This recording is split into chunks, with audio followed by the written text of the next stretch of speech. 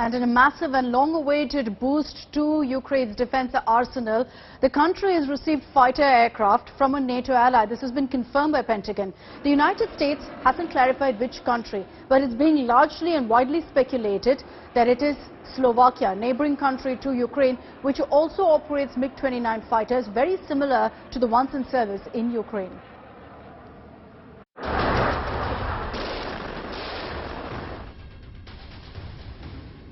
For 2 months now, Ukraine has received hell from the air.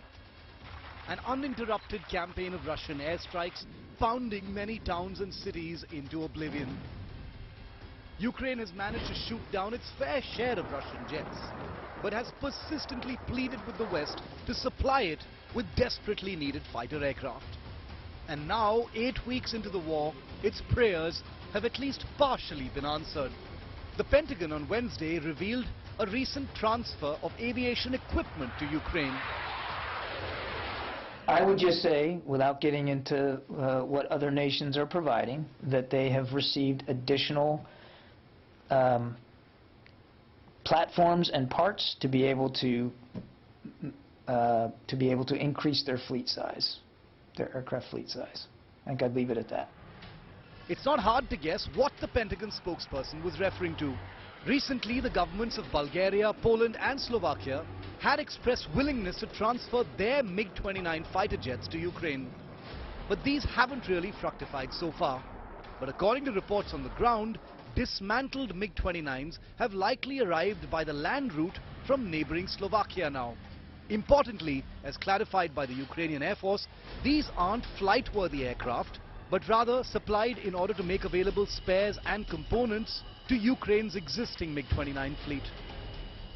There are no new aircraft, but these are spare parts which will give a boost to their fleet, existing fleet of fighting jets. And considering the way things have been going, any help for Ukraine at this point of time is going to be of a great significance because it's very clear that this war isn't ending.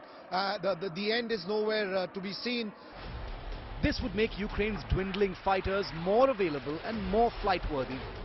The actual move may not be the game changer that Ukraine is hoping for, but any boost to its crippled air power will be very welcome to the defending nation.